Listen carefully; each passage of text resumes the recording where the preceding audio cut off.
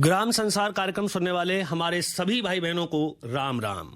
साथियों, जैसा कि आप जानते हैं कि कार्यक्रम ग्राम संसार में आज यानी कि मंगलवार का दिन होता है फोन इन कार्यक्रम का।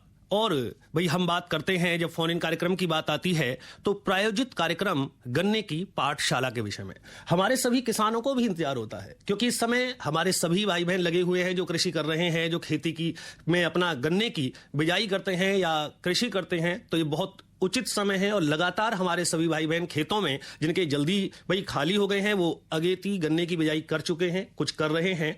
और ऐसे में हमारा ध्येय हो जाता है, जब हम कार्यक्रम ग्राम संसार आपके लिए लेकर के आते हैं, कृषि जगत प्रस्तुत करते हैं, कोशिश एक होती है ग्रामीण अंचल का विकास हो, ग्रामीण तत्वाधान का विकास हो, देश के किसान का विकास हो, अन्नदाता भूमिपुत्र का विकास हो। और ये समय होता है क्योंकि इस समय सभी अपने रेडियो सेट को खोलकर बैठ गए होंगे, बिजाई चल रही होगी तो निश्चित ही कुछ ना कुछ ऐसी समस्याएं भी आ रही होंगी कि जिनका आप चाहते हैं कि इनका कुछ ना कुछ हमें घर बैठे ही समाधान भी मिले। तो वही ग्राम संसार कार्यक्रम का यह प्रायोजित कार्यक्रम गन्ने की पाठशाला आपकी सभी समस्याओं का समाधान घर बैठे आपको दे देता है। यह प्रायोजित कार्यक्रम जिसके प्रायोजक हैं इंडियन पोटाश लिमिटेड।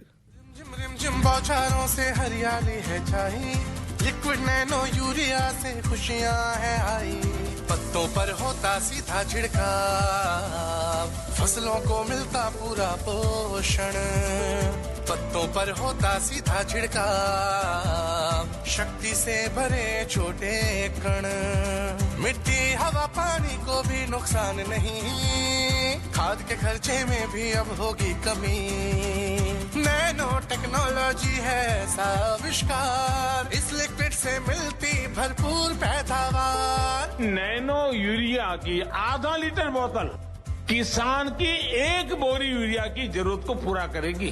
कितना खर्चा कम हो जाएगा ट्रांसपोर्टेशन का, बाकी सब चीजों का। छोटे किसानों के लिए ये कितना बड़ा संबल है। नैनो यूरिया लिक्विड आपके नजदीकी प्रधानमंत्री किसान समृद्धि केंद्रों, सहकारी समितियों एवं खाद्य विक्रेताओं के पास उपलब्ध है। जी हाँ, हम बात कर रहे हैं आज गन्ने की पाठशाला के विषय में। साथियों, इस कार्यक्रम में आपकी भागीदारी निश्चित रूप से एक बहुत मायने रखती है, क्योंकि इस समय आवश्यकता है वैज्ञानिकों की सोच, विशेषज्ञों की राय यदि आपके खेतों तक जाए तो हमें उत्पादन अच्छा मिले, हमारी लागत कम हो और हम एक नई दिशा में अग्रसर हों। तो यदि आप भी गन्ने की बिजाई अभी इस समय कर रहे हैं या गन्ने की पछेती बुआई करना चाहते हैं और उसमें कुछ ऐसी सावधानियां हमें रखनी है जिससे उत्पादन अच्छा हो, तो यही आज हमारा विषय रहेगा कि गन्ने की पछेती बुआई में सावधानियां। आपकी भागीदारी के लिए आपको बताते चलें कि गन्ने की पाठशाला भाई आपके बिना कहां पूरी होगी, क्योंकि पाठशाला में छात्रों का होना भी उतना ही आवश्यक है जितना अध्यापकों का। तो अध्यापकों के रूप में वैज्ञानिक, विशेषज्ञ और हमारे कार्यक्रम के संचालन महोदय शिवनंदन लाल इस समय स्टूडियो में उपस्थित हो गए हैं। लेकिन अब बारी है आपकी। आपको हमसे जुड़ना है तो आप हमारे फोन नंबर नोट कर लीजिए। आपको बताते हैं हमारा जो फोन नंबर है वो 2 लाइंस इस समय खुली हुई हैं। यदि आपका एक नंबर नहीं मिल रहा है तो आप हमें दूसरे नंबर पे भी कॉल कर सकते हैं और हम आपकी बात कराएंगे सीधे विशेषज्ञों से। तो पहले मैं आपको नंबर बता दूं और फिर आपको मैं परिचित कराता हूं कि आज ऐसे विशेषज्ञ हमारे बीच में है कि जो आपकी समस्याओं का समाधान करेंगे। आप नंबर नोट करें 23 42 10 82 और 23 42 10 83। जी हाँ, एक बार पुनः नंबर सुने 23 42 1082। और जो दूसरा नंबर है उसमें केवल आपको 82 की जगह 83 का प्रयोग करना है। जो दिल्ली से बाहर के श्रोता हमें कॉल करें वो जो दिल्ली का एसटीडी कोड है 011 वो लगाना ना भूलें। स्टूडियो में आपके प्रश्नों का उत्तर देने के लिए उपस्थित हो चुके हैं डॉक्टर उपेंद्र सिंह तेवतिया, जो कि मुख्य प्रबंधक हैं कृषि विज्ञान इंडियन पोटाश लिमिटेड नई दिल्ली में, और साथ ही डॉक्टर अर्चना अनोखे, वैज्ञानिक भारतीय कृषि अनुसंधान संस्थान पूसा नई दिल्ली। और इन्हीं के साथ आपके प्रश्नों को बिल्कुल ऐसे सीधे भाव में जो आप तक पहुंचाते हैं, डॉक्टर्स तक पहुंचाते हैं और उनके प्रश्नों का उत्तर लेते हैं, कुछ अपने मन की बात भी कहते हैं कि जिससे किसानों की समस्याओं का समाधान उन्हें घर बैठे रेडियो के माध्यम से मिल जाए। तो वो है कार्यक्रम के संचालन इस समय अब हम सौंप रहे हैं, जो प्रस्तुत करता है शिवनंदन लाल। स्वागत है आप सभी का। किसान भाइयों राम राम। और कार्यक्रम में उपस्थित डॉक्टर तेवतिया और डॉक्टर अर्चना अनोखे जी दोनों का कार्यक्रम में स्वागत है। बहुत बहुत धन्यवाद शिवनंदन जी। और जिस तरीके से हमारे भाई अमित जी ने आज कार्यक्रम की समा बांधा है, तो निश्चित तौर पे हमारे किसान भाई भी कार्यक्रम में जुड़ेंगे। और जब तक हमारे किसान भाइयों के फोन आते हैं और जो किसान भाई हमारे गन्ने की खेती करते हैं, निश्चित तौर पे वो जानते हैं कि गन्ने की हमें कब कब बिजाई करनी है, चाहे बसंतकालीन हो, चाहे शरदकालीन हो, या गन्ने की बिजाई जो देर से करते हैं, गेहूं की फसल जिनके खेतों में लगी हुई है या कटाई कर रहे हैं किसान भाई, तो वो की फसल की कटाई करके उसकी बिजाई करते हैं। और जब किसी भी फसल की बिजाई की जाती है तो निश्चित तौर पे उसकी खेत की तैयारी है, खेत का चुनाव है, उसके साथ साथ बहुत महत्वपूर्ण होता है कि बीज का चुनाव और बीज की बिजाई का वैज्ञानिक तरीका, जिससे कि उन्हें अच्छा उत्पादन मिल सके। तो डॉक्टर तेवतिया जी, सबसे पहले तो आपसे जानना चाहूँगा कि जो हमारे किसान भाई गन्ने की बिजाई पछेती करना चाहते हैं, तो इस समय किन किन बातों का ध्यान रखें? देखिए शिवनंदन जी, पहले तो मैं आपका धन्यवाद करूंगा कि आप हमें काफी मौका देते रहते हैं अपने किसानों से रूबरू होने का। और आज का जो विषय है बहुत ही महत्वपूर्ण विषय है, पछेती गन्ने में सावधानियां। देखिए हमारे जो वेस्टर्न उत्तर प्रदेश के किसान हैं जी, वो इस समय गेहूं काट कर गन्ना बोने की तैयारी कर रहे हैं। तो गेहूं कुछ उन्होंने काट लिया है और थ्रेसिंग करा के अनाज घर पे ले आए हैं, कुछ का अभी खड़ा हुआ है खेत में और कटाई चल रही है। लेबर की बहुत प्रॉब्लम आ रही है, और क्योंकि पीछे जो बारिश हुई है उसने जो लेट कर दिया जो कटाई थी गेहूं की जी, नहीं तो जो अगेते गेहूं थे वो कट गए होते अब तक। तो वो कम से कम 2 हफ्ते जो वो बारिश रही है उसने बहुत काम बिगाड़ दिया किसान का, जो है मतलब नुकसान भी किया है जी। तो अब बात आती है कि क्या सावधानी रखें। देखिए टेम्परेचर बहुत बढ़ चुका है जी, और टेम्परेचर बढ़ने में गन्ने में अंकुरण लेना एक चैलेंज है, चुनौती है किसान के सामने। सबसे ज्यादा जो सावधानी रखनी है वो यही रखनी है कि अंकुरण जो है उनको लेना है तो खेत में पर्याप्त नमी होनी चाहिए बोते समय। दूसरा, गन्ने को धूप में ना छोड़ें, चाहे वो खेत में डालें चाहे उसको स्टोर करते समय छाया में रखें।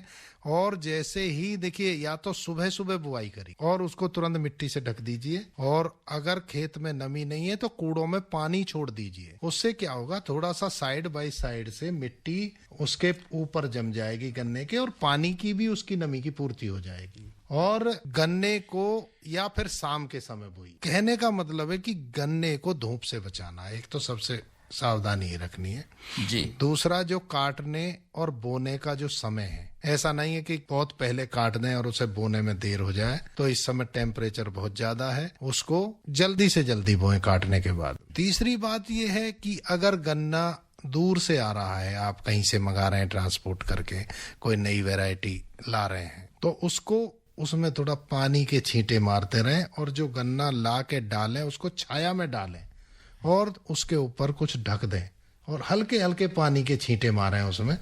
ये भी नहीं है कि पानी में ही डाल दो गन्ने को, तो गन्ना खराब हो जाएगा। और डॉक्टर साहब, जो उसके साथ पत्तियां लगी हैं उनको अलग ना करें। हाँ, बीज के गन्ने में तो अगर बाहर से लाते हैं तो पत्ती अलग होती ही नहीं है, वो अगोला के सही था। ये तो किसान भाई हमारे जानते भी हैं सारे कि पहले से ही वो हाथ से भी छीला जाता, पत्ती हटाई भी हाथ से जाती है, उसमें दराती का इस्तेमाल भी नहीं होता। और हमारे किसान भाई बहुत अच्छी तरह जानते हैं कि अगर दराती का इस्तेमाल करेंगे तो उनकी आंख को नुकसान हो जाएगा, गन्ने की आंख जो होती है। तो ये चीज बहुत जरूरी है, नमी का रखना, अंकुरण लेना।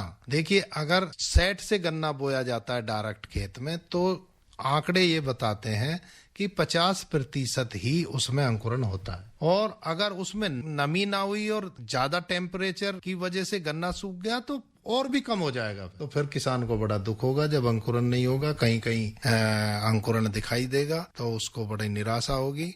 इसलिए पहले से ही ध्यान रखें। इस समय जब गन्ना उगेगा तो देखिए ये कीट का समय चल रहा है, कीट भी लगेंगे, उसमें अर्ली सूट बोरर भी लगेगा, तो इसलिए बोते समय उसमें इंसेक्टिसाइड का भी इस्तेमाल करें। जी डॉक्टर साहब, हमारे साथ डॉक्टर अर्चना अनोखे हैं जो कीट वैज्ञानिक ही हैं, और आपने जिस तरीके से कीटों का जिक्र किया है, तो सबसे पहले तो डॉक्टर साहब आपसे जानना चाहूंगा कि जो हमारे किसान भाई इस समय बिजाई करना चाहते हैं, तो इस समय कीट और बीमारियों से सुरक्षा के लिए गन्ने के बीज का उपचार कैसे करें? आपने बहुत ही महत्वपूर्ण सवाल डॉक्टर साहब बीच में रोकना चाहूंगा, एक किसान भाई का फोन है, लेते हैं। हेलो। हाँ नमस्कार जी।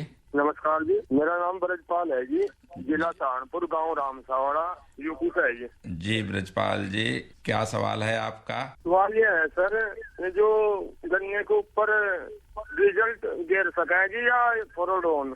रीजेंट अच्छा रहेगा, हालांकि हम कंपनी का नाम नहीं लेते, लेकिन आपने पहले ही ले दिया है, तो रिएजेंट डालिए, अच्छा परिणाम मिलेगा। अच्छा सर, ये 18 बीज है जी। 18 बहुत अच्छा बीज है, CO 118 बीज है, वो अच्छा बीज है। और अब देखिए red rot of sugarcane जब से आया है ये लाल सड़न रोग 0238 में, तो ये प्रीफरेंस बन गई है CO 118। तो आप बेधड़क होकर इस बीज को बोइए, और हम भी अपनी शुगर मिल्स में इसको बुआ रहे हैं, तो इसमें कोई दिक्कत नहीं है। ब्रजपाल जी, फोन करने के लिए आपका बहुत बहुत धन्यवाद। जी डॉक्टर साहब बता रहे थे कि तो मैं ये कह रही थी कि जो कीट और रोग जो होते हैं वो बहुत ही महत्वपूर्ण है उनको मैनेज करना गन्ने की फसल में जी। तो अगर हम बिजाई के समय ही ध्यान दे दें तो काफी हद तक हमें निजात मिल जाता है। जैसे कि आप जो गन्ने का बीज ला रहे हैं, सीड्स ला रहे हैं जी, तो उसको एजोस्पाइरेलम होता है, उससे आप ट्रीट कर सकते हैं। तो जैसे कि आपने 100 लीटर वाटर ले लिया तो उसमें 50 ग्राम कार्बेंडाजिम डाल दीजिए, जिससे कि आपके जो रोग शुरू में जो 1 महीने के अंदर जो रोग लगने वाले होते हैं, सड़न के जो रोग होते हैं, उनसे बचाव हो जाता है। तथा 200 ml जो मेलाथियान का घोल होता है उसको मिला लें, और 1 kg यूरिया मिला लें, 1 किलो यूरिया। हाँ, इन सारे चीजों का मिश्रण बना के 100 लीटर वाटर में, ये जो 100 लीटर वाटर है हम इसको यूज करेंगे 1 हेक्टेयर में लगाने वाले सारे बीजों को डुबाएंगे जी। और इसको हमें 15 मिनट तक डुबाना है बिजाई से पहले। बीज के टुकड़ों को? हाँ, बीज के टुकड़ों को 15 मिनट तक डुबा दीजिए और उसके बाद आप बिजाई कर दीजिए। तो इससे जो होता है, जो पहले मंथ में जो बीमारियां लगती हैं, सड़न लगते हैं, मृदा जनित जितने भी रोग होते हैं, हाँ, तो उससे आपको निजात मिल जाएगा। और उसके साथ साथ ही जो अर्ली बोरर होता है, जो सुंडी होता है, जो कि 1 महीने के अंदर आता है जी, उससे आपको निजात मिल जाएगा। और जो आपके चूसक वाले कीड़े होते हैं, जैसे कि सफेद मक्खी हो गया, एफिड हो गया, पायरेला हो गया, तो इन सब से भी आपको काफी हद तक निजात मिल जाती है। नहीं, लेकिन जो हमारे किसान भाई इस समय बिजाई करते हैं और उन्होंने उपचार कर भी लिया है, लेकिन उसके बावजूद कभी दिक्कत आ जाती है, तो उस स्थिति में क्या करें? तो इसमें हमें देखना होता है कि जैसे हमें बोरर कई प्रकार के आते हैं। एक तो बोरर होता है कि 1 महीने में ही आ जाता है, जिसको हम लोग शुरू में आने वाला सुंडी कहते हैं। और एक जो होता है इंटरनोडल बोरर बोलते हैं, जो 2 नोड होते हैं ना, उनके बीच में वो छेद बना देता है जी। और एक जो होता है टॉप सूट बोरर होता है। इसको हम कैसे पहचानेंगे? किसान भाई बहन देखते होंगे जैसे कि फसल में ऊपर में ना ऐसे झाड़ू जैसा, बंची टॉप जैसा बनना शुरू हो जाता है, मतलब झाड़ू की तरह हो जाता है, ब्रांचिंग टाइप हो जाता है, पत्तियों में छिद्र दिखाई देते हैं। तो इन सब को अपन बोरर कॉम्प्लेक्स बोलते हैं। तो इनको मैनेज करने के लिए हम उसी प्रकार का ट्रीटमेंट देंगे और देखेंगे कि कितना किस अवस्था में है, कितना ज्यादा है, और जब ज्यादा मात्रा में अगर आ जाए ये कीट तो इसको अलग तरीके से मैनेज करेंगे। उसके बाद जो हमारे सकिंग कॉम्प्लेक्स हैं, जो आपके सफेद मक्खी हो गए और आपके पायरेला हो गए, तो इनको अलग तरीके से मैनेज करें। जैसे डाइमिथियोएट हो गया 20 EC, तो इसका हम छिड़काव कर सकते हैं जब फसल का जमाव हो जाए तब। हाँ, तब कर। डॉक्टर साहब, क्योंकि ये समय ऐसा है गर्मी का, जैसे आपने कहा कि बिजाई के समय उसमें नमी होनी आवश्यक है, और जो आप बीज बो रहे हैं वो भी धूप के सीधा संपर्क में ना आए। कोशिश करें कि उसकी सीधी बिजाई जिस समय आप उसको काटें और सीधी बिजाई करें। तो डॉक्टर साहब, बहुत से हमारे किसान भाई बिजाई कभी सुबह करते हैं, कभी दोपहर करते हैं। तो इस समय क्योंकि गर्मी पड़ रही है, आपने जैसे जिक्र किया, तो बिजाई का सही समय क्या है? बिजाई का देखिए, मैंने पहले भी बताया ये बात जी। देखो, पहले भी जो हमारे पूर्वज थे जी, वो भी मेरे को खूब याद है, जब हमारे पिताजी गन्ना बोते थे, सुबह सुबह 5 बजे चले जाते थे बोने, सारे भी जितने बच्चे बोने वाले होते थे। और जो बीज काटते थे वो पहले दिन शाम को छाया में काटते थे, जिससे कि आगे रात हो और सुबह सुबह बो दिया जाए। वो पहले दिन बीज काट लेते थे। तो या तो सुबह सुबह बोइए और या शाम के टाइम बोइए। देखिए, अगर आप धूप में गन्ना पड़ा रह गया उसमें कूड़ में जी। और उस पर मिट्टी नहीं ढकी, आपके अंकुरण का लॉस होना ही होना है, कोई नहीं रोक सकता। और आज 40 डिग्री तक टेम्परेचर पहुंच रहा है। इस टेम्परेचर में तो ये ध्यान रखना बहुत ही जरूरी है। तो इसलिए दोपहर में कभी भी गन्ने की बिजाई ना करें। तो डॉक्टर साहब, जैसे कि जो किसान भाई हमारे बसंतकालीन बोते हैं या शरदकालीन गन्ने की बिजाई करते हैं, तो इस समय जब बिजाई करें तो उसमें थोड़ा जो विशेष सावधानी क्या बरतें कि जो उस समय बरतते हैं? देखिए, उस समय तो अक्टूबर में तो बहुत अच्छा समय होता है। उस समय टेम्परेचर में नमी होती है जी। मतलब टेम्परेचर में हीट नहीं होती। उस समय अंकुरण बहुत अच्छा होता है। लेकिन इस समय या तो आप जो है फरवरी में बो दीजिए जी, ज्यादा से ज्यादा मार्च तक भी, यानी बसंत में। हाँ, बसंत में ये। और अब जो गर्मी का सीजन हो गया है, लेकिन क्योंकि इधर हमारे यहाँ प्रचलन है, हमारे जो किसान भाई है गेहूं काट के बोते हैं गन्ना जी, मतलब उनके लिए बड़ा चैलेंज है ये। गेहूं की फसल भी लेते हैं और गन्ना भी लेते हैं। यस, तो वो क्या करते हैं, ऐसा ये क्रॉपिंग जो रोटेशन जो है ऐसा अपनाते हैं, बल्कि कहेंगे क्रॉपिंग पैटर्न जो है जी। क्या पौधा लेंगे, पौधे की फिर पेड़ी लेंगे, पेड़ी को जल्दी डाल के उसमें गेहूं बो देंगे जी, और गेहूं काट के फिर से गन्ना बो देंगे। तो एक फसल जो है, ये आपने 2 फसल ले ली गन्ने की और 1 फसल ले ली वीट की, उसके बाद फिर गन्ना शुरू करेंगे। लेकिन इसमें या तो देखिए नमी का ध्यान रहना, किसान भाई को भी ये अच्छी तरह पता है कि नमी नहीं रहेगी, लेकिन कभी कभी थोड़ी भूल हो जाती है। तो हमारा जो प्रोग्राम ये सुन रहे हैं वो और ज्यादा सचेत हो जाएंगे फिर जी। देखिए, कुछ किसान भाई हमारे इतने प्रोग्रेसिव हैं कि उन्होंने नर्सरी लगा ली होगी उसकी गन्ने की। जी बिल्कुल है, अगर वो नर्सरी लगा ली है, वो विन विन सिचुएशन में रहेंगे। वो आप 1 महीने पहले पहुंच जाएंगे गन्ने की बिजाई में, और जैसे ही उसको ट्रांसप्लांट करेंगे साथ साथ पानी छोड़ देंगे, तो वो गन्ने की फसल उनकी तुरंत खेत हरा भरा हो जाएगा। वो सबसे एडवांस किसान जाने जाते हैं। डॉक्टर साहब, जिस तरीके से हमारे जो किसान भाई सब्जियों की खेती करते हैं, फूलों की करते हैं, उसकी पौध तैयार कर लेते हैं। यस यस, उसी तरीके से गन्ने की भी पौध तैयार की जा सकती है आराम से।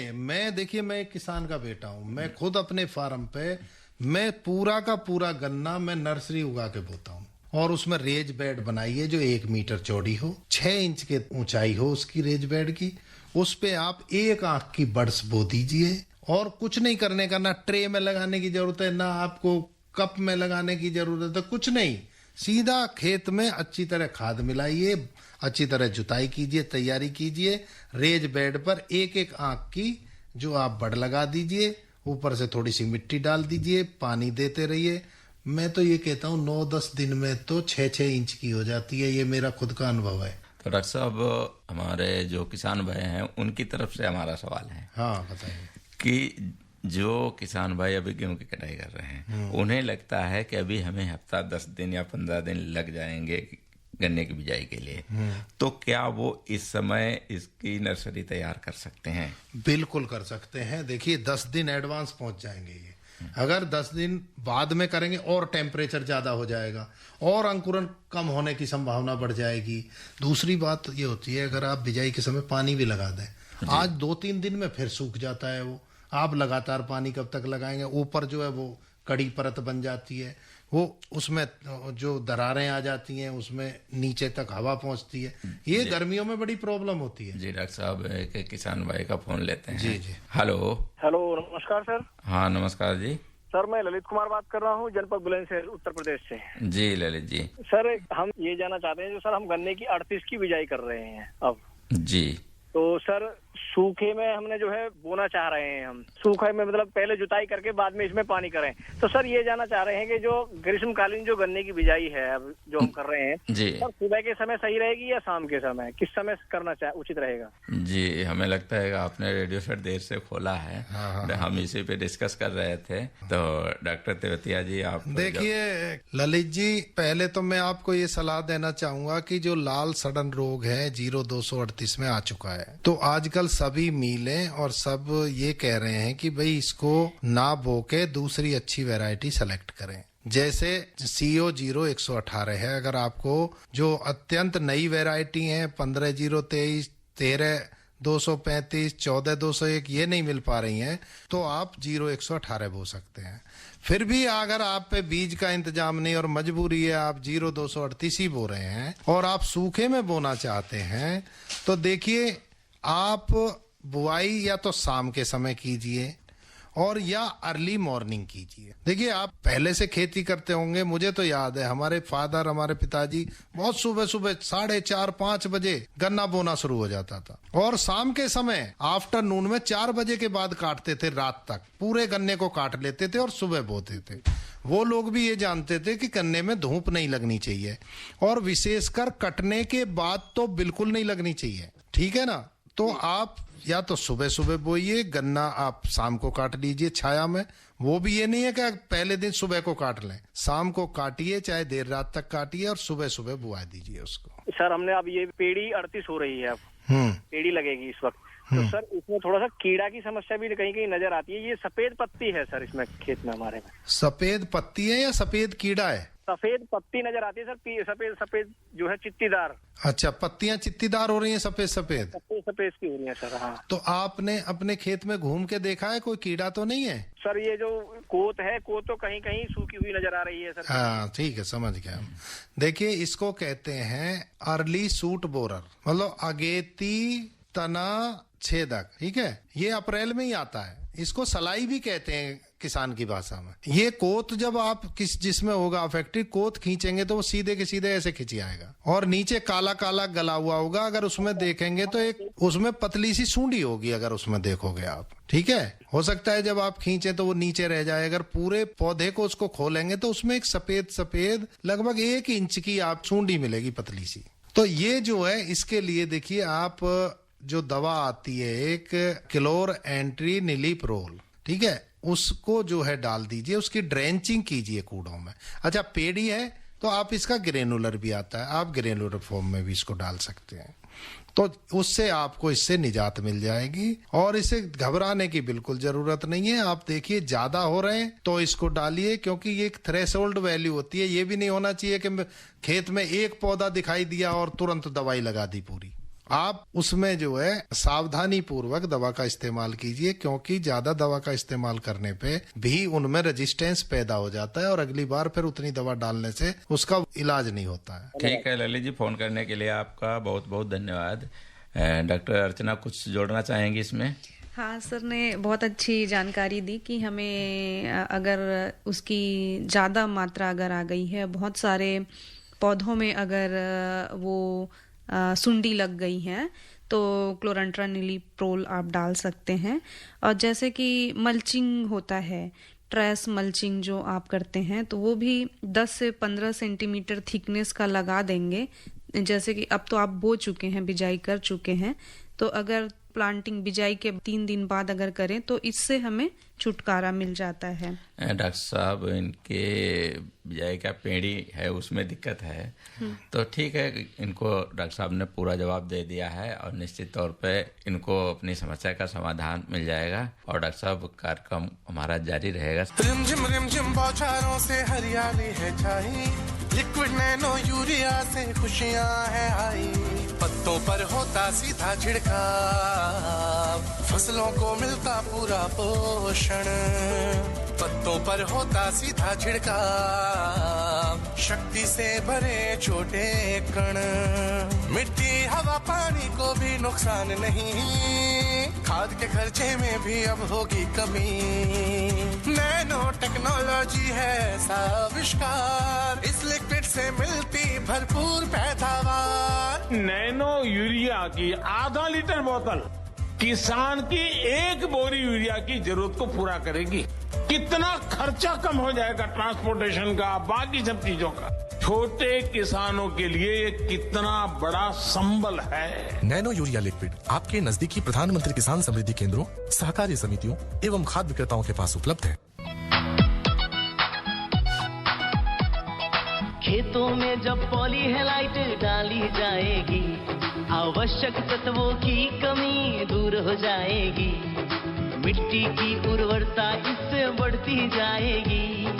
आईपीएल की पॉली हेलाइट, आईपीएल की पॉली हेलाइट फसलों की जड़ और भी गहरी होती जाएगी, मजबूती के कारण फसलें गिर नहीं पाएगी, फसलों की उत्पादकता को खूब बढ़ाएगी, किसान भाइयों के जीवन में खुशियां आएगी।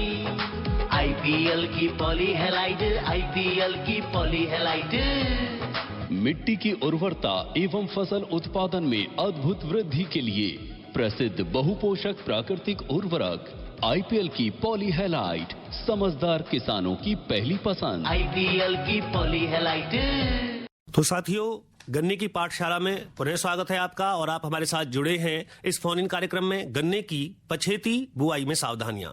हमारे साथ स्टूडियो में आमंत्रित हैं डॉक्टर उपेंद्र सिंह तेवतिया, जो कि मुख्य प्रबंधक कृषि विज्ञान इंडियन पोटाश लिमिटेड नई दिल्ली से हैं, और डॉक्टर अर्चना अनोखे वैज्ञानिक हैं भारतीय कृषि अनुसंधान संस्थान पूसा नई दिल्ली से। हमारे किसानों की बात और कृषि से जुड़े ऐसे सवाल जिनमें आप नई कृषि मानो गन्ने की करना चाहते हैं, पहली बार आप गन्ने की जो है बुआई करना चाहते हैं, तो ऐसे प्रश्नों को भी हमारे संचालनकर्ता शिवनंदन लाल ले लेते हैं, ताकि इस देश के नए जो युवा कृषि में जुड़ रहे हैं, यदि उनकी कोई समस्या है तो उनका समाधान भी उन्हें मिल सके। और आप सीधे भी तो बात कर सकते हैं, आप हमें फोन कीजिए। हमारा नंबर है 2342 1082 और 2342 1083। जो दिल्ली के बाहर के श्रोता हैं, वो जो दिल्ली का एसटीडी कोड है 011 लगाना बिल्कुल ना भूलें।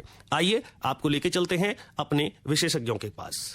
डॉक्टर तेवतिया और डॉक्टर अर्चना जी दोनों का पुनः कार्यक्रम में स्वागत है। तो डॉक्टर साहब, जो हमारे किसान भाई इस समय बिजाई करना चाहते हैं, लेकिन एक इस समय हमारे कई ऐसे किसान भाई हैं जिनसे मैं जुड़ना चाहूंगा। एक किसान का फोन आ गया है, उसको लेते हैं पहले। हेलो। हाँ, हेलो, नमस्कार जी। हाँ, नमस्कार जी। मैं इंद्रवीर तेवतिया, गांव नक्थुगढ़ी, डिस्ट्रिक्ट बुलंदशहर, उत्तर प्रदेश से बोल रहा हूँ। जी इंद्रवीर जी, आप एक्सपर्ट से क्या जानना चाहते हैं? हाँ, डॉक्टर साहब से ये जानना चाहते हैं कि 10 बीघे गन्ना लगाना है जी, जो जल्दी पक के तैयार हो और समय से मील में जा, क्योंकि उसमें खाद, बीज, मिट्टी के तत्व जो उसके लिए आवश्यक हैं, इस बारे में। बिल्कुल, आपने तो शुरू से अंत तक के पूरे गन्ने की जो कल्टीवेशन है, मतलब पूरी खेती, उसके बारे में जानकारी चाहते हैं, तो निश्चित तौर पे हमारे विशेषज्ञ हैं, आपको जानकारी जरूर देंगे। देखिए इंद्रवीर जी, आप गन्ना बोना चाहते हैं 10 बीघे, और आप गेहूं काट लिए होंगे आपने? गेहूं कट गए साहब। हाँ, देखिए अब जो है खेत की तैयारी सबसे पहले आती है। आप उसमें खाद अच्छी तरह डालिए, कूड़ी का खाद, और अगर हम कहें तो 12.5 टन प्रति हेक्टेयर के हिसाब से आप उसमें फार्म यार्ड मैन्योर डालिए। मील से प्रेस मड भी मिलती है, प्रेस मड में आधा खाद मिला लें, आधा इसको मिला के भी डाल सकते हैं। उसके बाद में जो NPK हैं, नाइट्रोजन, फास्फोरस और पोटास। देखिए गन्ना 1 साल की फसल है, इसमें 300 kilogram nitrogen, 100 kilogram phosphorus, 200 kilogram potash की जरूरत होती है 1 साल में। इसके अलावा आप 37.5 किलो प्रति हेक्टेयर के हिसाब से जिंक सल्फेट डालिए, क्योंकि आजकल जो जमीन है उनमें जिंक की भी कमी होती जा रही है। और अगर आपने सॉइल टेस्ट कराया है, और कराना चाहिए, अगर एक प्रोग्रेसिव फार्मर है तो उसको सॉइल टेस्ट कराना चाहिए, उसमें अगर अन्य किसी तत्व की कमी पाई गई है तो उस तत्व को भी डालें। और देखिए खाद के साथ में अगर आप एक बायो फर्टिलाइजर एजोस्पिरिलियम मिला लें तो वो गन्ने के लिए बहुत लाभदायक है। ये तो हो गई खेत की तैयारी की बात। अब आप वैरायटी के बारे में देखिए, आपने पूछा जो सबसे पहले तैयार हो। देखिए ये जो 15-023, 13-235 और 14201 3 वैरायटी निकली हैं और ये बहुत ही अर्ली वैरायटी हैं और अक्टूबर में ही मैच्योरिटी इनको में आ जाती, और ये लंबे समय तक बल्कि इनमें फिर दिक्कत आनी शुरू होती है, इनमें अच्छी रिकवरी भी नहीं मिलती है। तो ये तीनों वैरायटी आप बोइए, ये 0238 से भी पहले मैच्योर होती हैं। दूसरी बात, 0238 को अब थोड़ा सा अवॉइड कीजिए। अगर ये तीनों वैरायटी नहीं है तो आप 0118 को बो सकते हैं, वो भी 0238 के टक्कर की है वैरायटी बिल्कुल। इसके बाद में सबसे पहले ये ध्यान रखिए कि क्योंकि लाल सड़न रोग जो पूरे उत्तर प्रदेश में फैल चुका है, इसमें आप सीड और मृदा दोनों को आपको ट्रीट करना पड़ेगा। मृदा ट्रीटमेंट के लिए देखिए ट्राइकोडर्मा विरिडी है जो कि एक फंगस है, और ये लाल सड़न रोग भी फंगस की बीमारी है ये, और ये फंगस जो ट्राइकोडर्मा विरिडी है ये उस फंगस को खा जाती है। तो मृदा में आप लगभग ये लगाइए कि 2 किलो बीघा का ट्राइकोडर्मा, यानी 1 एकड़ में 10 किलो आप ट्राइकोडर्मा डालिए। बुआई के समय उसको भी मिला दीजिए, जब आप जुताई कर रहे हैं खाद डाल रहे हैं उसके साथ मिला दीजिए। अब रही बीज उपचार की बात, देखिए बीज उपचार के लिए आप एक फंजीसाइड और एक इंसेक्टिसाइड, 2 से आप उनका ट्रीटमेंट कीजिए। मृदा उपचार और बीज उपचार करके आप बिजाई करेंगे तो निश्चित तौर पे आपका उत्पादन अच्छा मिलेगा। और इंद्रवीर तेवतिया जी, आपने कार्यक्रम में फोन किया, आपका बहुत बहुत धन्यवाद। एक और किसान भाई का फोन लेते हैं। हेलो सदानंदन जी, नमस्कार। नमस्कार जी। ग्राम गौर जामर, जिला सागर, मध्य प्रदेश से विपिन कटारे बात कर रहा हूँ सर। जी विपिन जी, क्या सवाल है आपका? वैसे समस्या तो कोई नहीं है सर गन्ने में, लेकिन एक सवाल था मेरा सर कि गन्ने में अक्सर देखा जाता है कि गन्ने जो रहते हैं आड़े टेढ़े हो जाते हैं काफी, मतलब है जब बढ़वार होती है तो उल्टी सीधे आड़े टेढ़े हो जाते हैं, इससे कोई उपाय है या फिर ये स्वाभाविक है? गन्ना तो वैसे सीधा ही बढ़ता है, लेकिन अभी किसी कारण से गन्ने में मान लीजिए बरसात हो जाती है या कहीं गिर जाता है तो निश्चित तौर पे गिरने के बाद वो दोबारा सीधा होता है, जिससे उसमें टेढ़ापन आ जाता है। देखिए विपिन जी, मेरे को याद है पहले भी आप क्वेश्चन पूछते रहते हैं और आप बहुत इंटरेस्टेड रहते हैं, हमारे प्रोग्राम को पसंद भी करते हैं। देखिए गन्ने सीधे रहेंगे, आप अच्छी तरह मिट्टी चढ़ाइए उसमें, क्योंकि जब गन्ना बड़ा हो जाता है तभी टेढ़ा होगा। अगर आप उसमें मिट्टी नहीं चढ़ाएंगे, वो थोड़ा सा अगर आप पानी देंगे और हवा चल गई तो भी टेढ़ा हो सकता है। और देखिए आंधी आती है, 1 साल की क्रॉप है, जब गन्ना बड़ा होता है बारिश भी आती है, बारिश में और आंधी भी आती है। जितना अच्छी तरह से उसको मजबूती के साथ मिट्टी चढ़ा देंगे दोनों तरफ से तो आपके गन्ने सीधे रहेंगे। हाँ, मिट्टी चढ़ाएं, समय पे उसकी बंधाई करें तो निश्चित तौर पर गन्ना नहीं गिरेगा। और डॉक्टर साहब एक और किसान भाई का फोन लेते हैं। हेलो हेलो, सतवीर बोल रहा हूँ सर। अच्छा सतवीर, मुरादाबाद से, क्या सवाल है आपका? मेरा सवाल है सर कि गन्ने की अच्छी फसल लेने के लिए कितनी सिंचाई की आवश्यकता होती है? आप काउंटिंग पे ना जाएं, वो बहुत सारी चीजों पे डिपेंड करता है। क्लाइमेट पे डिपेंड करता है, बारिश कितनी बार हो रही है उस पे डिपेंड करता है, आपके खेत की मिट्टी पे डिपेंड करता है किस तरह की है। देखिए एक मैं आपको छोटा सा एक वो बताऊंगा उदाहरण, एक कॉन्फ्रेंस हो रही थी तो बहुत सारे एक्सपर्ट बोल रहे थे, तो एक किसान बोलने लगा कि भाई हम गन्ना उगाते हैं, बता आप रहे हो, तो वो बोले कि भाई आप बताओ किसान कैसे होगा, तो वो बोला खाद पानी खाद पानी खाद पानी खाद पानी। वो एक्सपर्ट कहने लगे अरे भाई अब रुको भी तो। वो बोले रुक गए तो गन्ना गया जी, फिर नहीं होने का गन्ना। तो पानी की जब जरूरत हो पानी लगाते रहो, आपको सूखने की इंतजार नहीं करनी है, ना गिनना है कि कितनी बार लगा दिया पानी। ठीक है? ठीक है सतवीर जी, फोन करने के लिए आपका बहुत बहुत धन्यवाद। और डॉक्टर साहब ने बिल्कुल सही कहा कि खाद पानी अगर लगाएंगे तो गन्ने का उत्पादन अच्छा मिलेगा।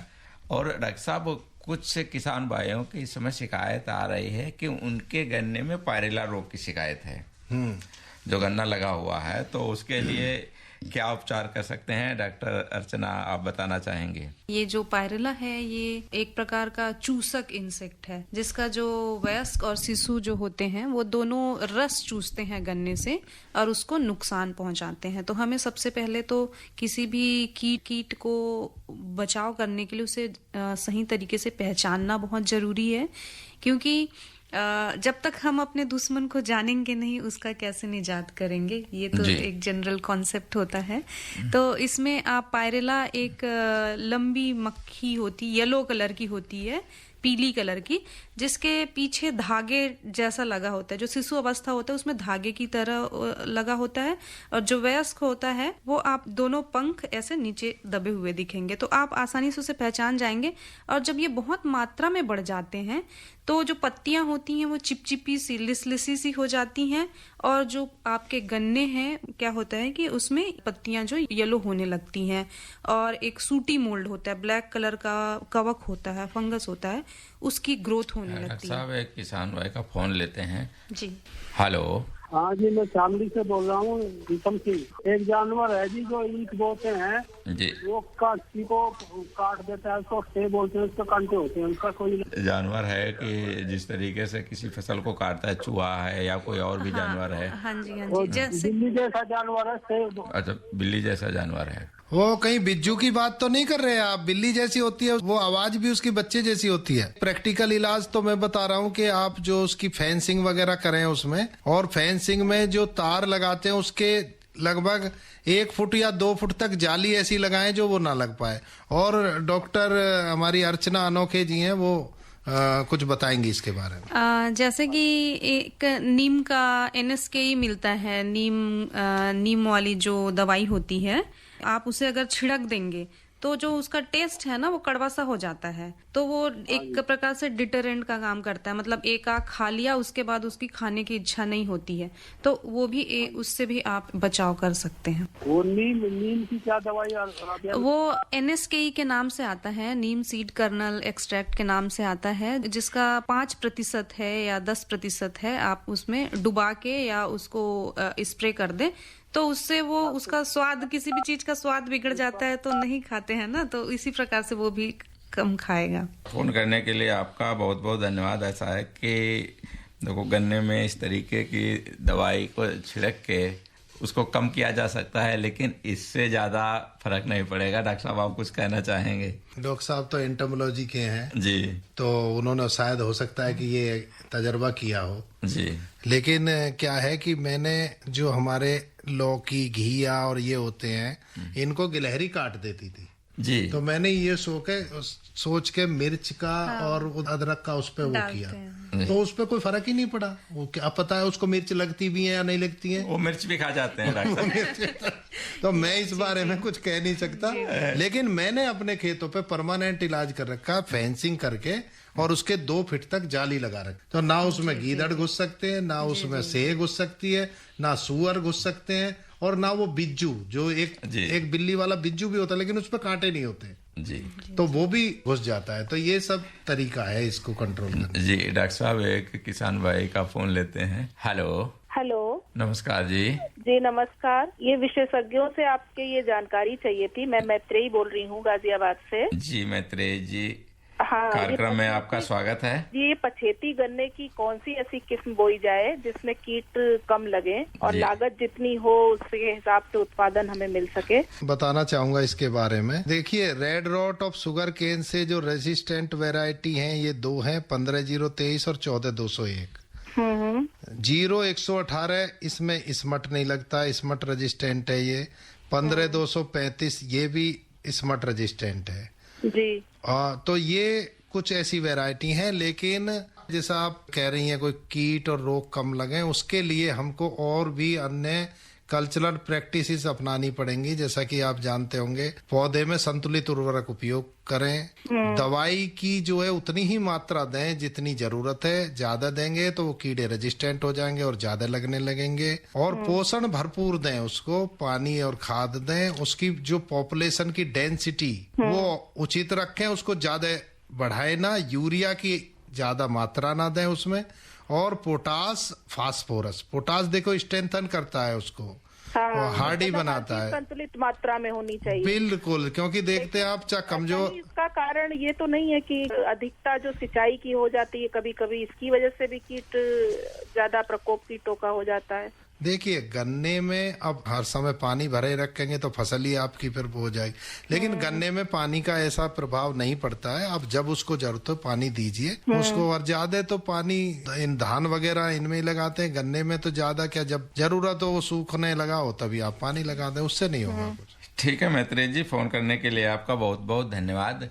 और डॉक्टर साहब देखो, ये तो खेतीबाड़ी की बात हो गई, गन्ने की बिजाई की बात हो गई, लेकिन जो हमारे गन्ने के शौकीन हैं और जो हमारे लोग गन्ने का रस पीते हैं, गर्मियों में हर जगह मिलता है, लोग उसको पीते हैं, तो ये स्वास्थ्य के लिए किस तरीके से लाभदायक? देखिए ऐसा है ना, ये गन्ने से तो डायरेक्ट एनर्जी मिलती है जी, रस पीते के साथ ही एनर्जी आ जाती है इसमें, और दूसरा ठंडक भी है जी है। गर्मी में रस पियोगे तो आपको जो है ठंडा ठंडा, जहाँ पर पानी ज्यादा होगा तो ठंडक तो जरूर होगी। हाँ, तो ये रस पीना, और आजकल तो रस की बॉटलिंग भी होने लगी है जी। आपको होटल में, रेस्टोरेंट में बिल्कुल गन्ने का रस मिलता है, पैकिंग में भी आने लगा है। थोड़ा शुगर वाले ध्यान रखें, कभी ज्यादा रस के चक्कर में शुगर वाले पी जाए तो उसका थोड़ा ध्यान रखना पड़ेगा। बाकी बहुत अच्छा है। और कार्यक्रम में डॉक्टर अर्चना अनोखे जी और डॉक्टर युगस तेवतिया जी दोनों लोग आप आए, किसान भाइयों की बहुत अच्छी जानकारी दी। आप दोनों का बहुत बहुत धन्यवाद।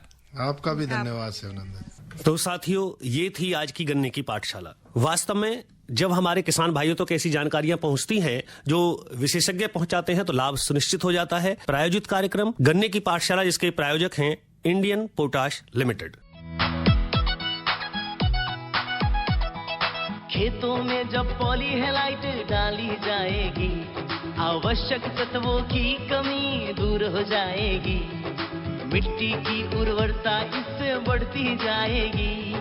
आईपीएल की पॉलीहेलाइट, आईपीएल की पॉलीहेलाइट, फसलों की जड़ और भी गहरी होती जाएगी, मजबूती के कारण फसलें गिर नहीं पाएगी, फसलों की उत्पादकता को खूब बढ़ाएगी, किसान भाइयों के जीवन में खुशियां आएगी। आईपीएल की पॉलीहेलाइट, आईपीएल की पॉलीहेलाइट। मिट्टी की उर्वरता एवं फसल उत्पादन में अद्भुत वृद्धि के लिए प्रसिद्ध बहुपोषक प्राकृतिक उर्वरक आईपीएल की पॉलीहेलाइट, समझदार किसानों की पहली पसंद। आईपीएल की पॉलीहेलाइट। तो साथियों, आप सुन रहे थे गन्ने की पाठशाला। समय हो चुका है, फिर आपसे मुलाकात होगी। दीजिएगा अनुमति। सभी हमारे श्रोताओं को राम राम।